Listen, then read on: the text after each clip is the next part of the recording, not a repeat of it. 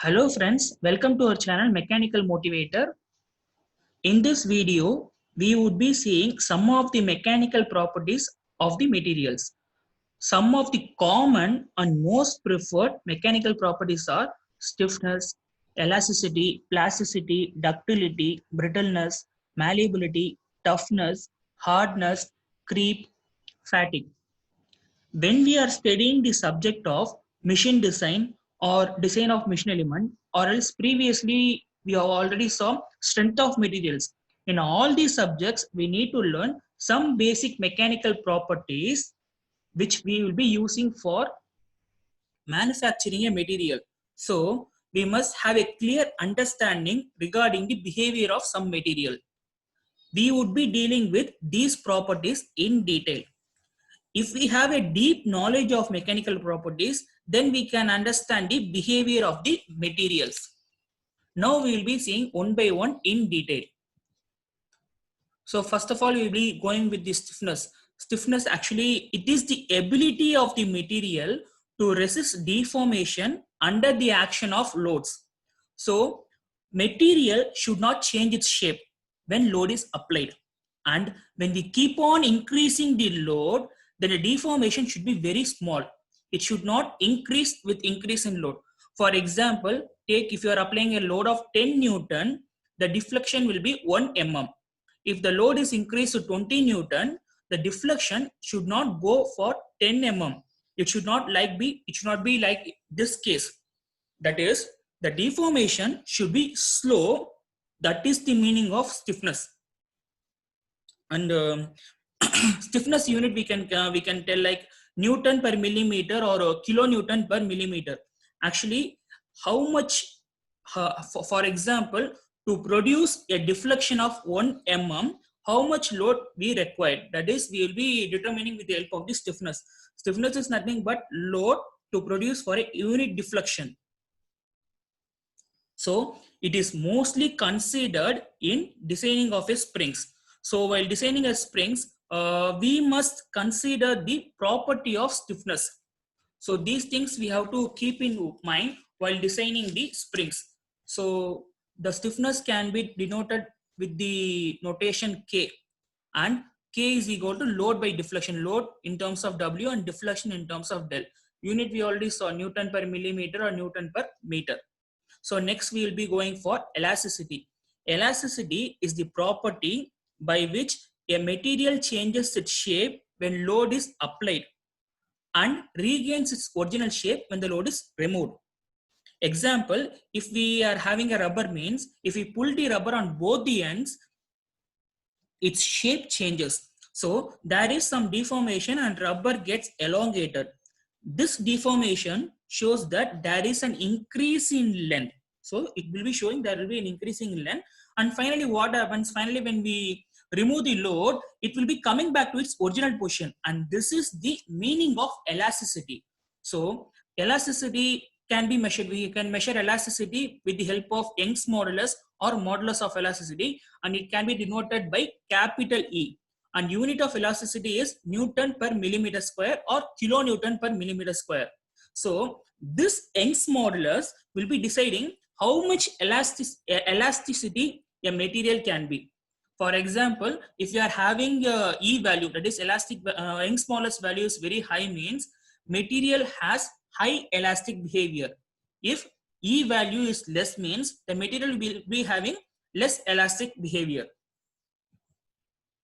And next we will be going for plasticity. So plasticity is nothing but it's a property by which a material is not able to regain its original shape when load is removed. So this is the basic thing. Once we remove load also, it won't be regaining its original shape.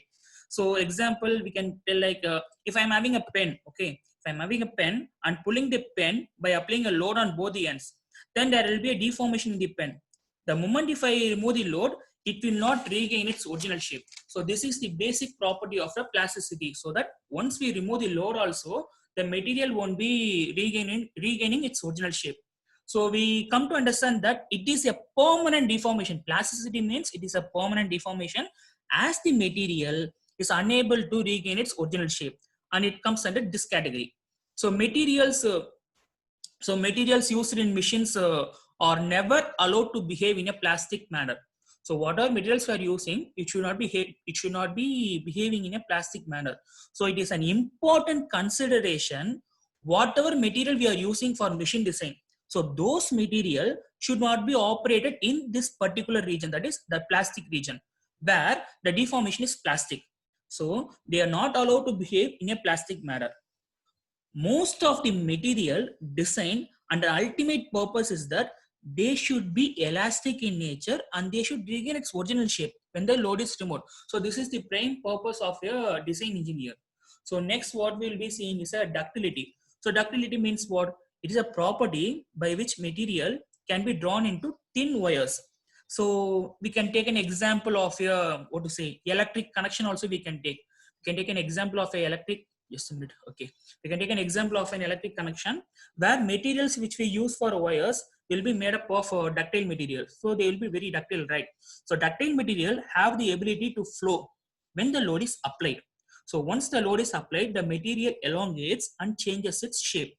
So example, we can tell like copper wires used in electric cable. They are ductile material. So they have the ability to flow. Even we can tell aluminium, which is a soft material, is also a ductile material also. So these things, what happen is once load is applied means it will be getting elongated.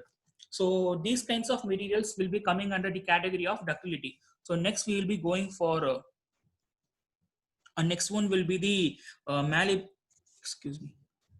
So malleability.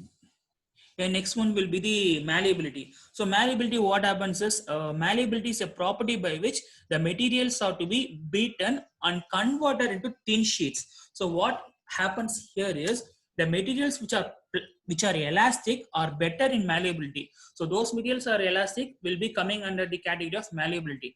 Example, we can say like steel, copper, aluminium, brass, even zinc, bronze, etc. are malleable materials. So thin sheets can be used in sheet metal. So in sheet metals, what we will be doing is we will be using a thin sheet for producing the components, and these components can be used for roofing purpose, sealing purpose, waterproof purpose, etc. So next comes the property called toughness. So toughness is the property by which the material is able to resist the shock or impact loading. So what is impact loading? The impact loading will be referring to the load falling from an height. So in order to resist that, it should not, I mean, in order to resist the sudden fall of the load, it should not deflect suddenly, or else the deformation should be very less. So this is the prime purpose of toughness. So this property is very useful in designing a springs. So in designing springs, we'll be considering this property. And next will be coming hardness, right? So hardness. So what happens here is in hardness, actually hardness is the opposite of toughness. It is an opposite of toughness. It is the property of the material by which it can resist scratches, marks, or even wear and tear. So what happens here is we consider the hardness. Actually, we consider hardness will be depending upon the material. So hardness is an independent of weight of the material. So we can't say that if a material is very heavy means it will be having high hardness. The material is very less means it will be having low hardness. Like that we can't say. So to have a clear understanding, just take two different material, right? Take two different material, then try to scratch on that. So if you can easily scratch means the material is less hardness, and vice versa. If the material is very hard to scratch means it will be having a hardness value will be very much high in those material. So hardness depends upon the these scratches or wear and tear produced on the material. This property is mostly, what is the hardness property is mostly preferred while designing components when they slide over one another. So what happens there, when one material slides over the other material, then there would be a surface contact between them. So at that point, there will be a wear and tear will be taking place. So these things should be considered while dealing with the property of hardness. So we can also go for brittle material, right? So brittle materials are more hard. They can withstand scratches or wear and tear. Like it's a cast iron means it has a high amount of hardness and it is also very brittle. If you take concrete means it will be a hard material and it will, it's very unable to, we can't scratch it, right? So you can also go for glasses. So glasses are the hardest material, and diamond is also is the hardest material, and it is very much difficult to what to say scratch or wear and tear will be taking place. So next comes the creep. I think so. Yeah. Next comes the creep. So creep is the what to say? It is the ability of the material to resist a high or extremely high temperature. So what happens is because of the creep, a high amount of temperature or temperature stresses will be developed. So creep results in high temperature stresses. So just have a mark with high temperature stresses. When we are heating a metal, we come to know that is when we are heating a metal, we will be coming to know that the metal will be having some expansion, and due to this expansion some stresses are stored in the material, and those stresses are called as temperature stresses. So where we can find these things, we can find it in IC engines like IC engine, boilers, steam turbines and furnaces. These requires a creep resistant material. So whatever materials I told, right? So the materials which we use in the above things like in IC engine or boiler or steam turbine should be having a high creep resistance. They should not change their shape when heat is applied. So next will be coming for fatigue. Actually fatigue is a property of a material to resist repeatable and fluctuating loads, right? That is for example, if you take a pen, just apply two forces in opposite direction, just like applying a torque. So imagine the pen is very thin means then there will be a twisting take place, and then there would be after if you keep on giving a torque or if you keep on giving force in opposite direction means at a particular point a failure will be taking place, and that failure is called as fatigue failure. So we can also take an example of what to say, if you are having a machine means if you are having a machine or a material, a load will be applied, and this will be a fluctuating load which is constantly changing, that is from minimum value to maximum value, and it's repeatedly applied in terms of a cycle means just imagine. So what happens, the material would be fatigued and at a particular point it breaks. So exact example, I mean many examples we can say for fatigue failures.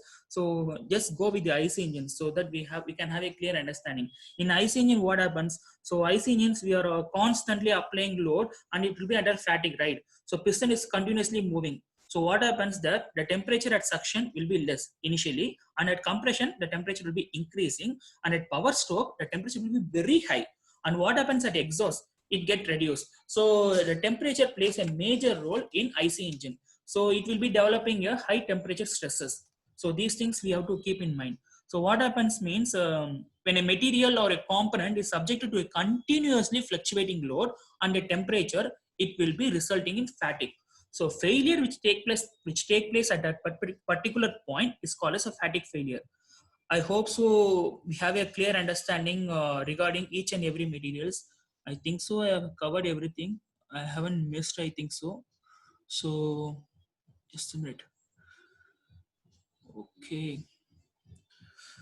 So in case if you are having any doubt means just type in the comment section. Please do subscribe to my channel and press the bell icon. Uh, Subscribe to Mechanical Motivator channel. So then only you'll be getting all the videos which I upload. So thanks for watching this video. Have a great time.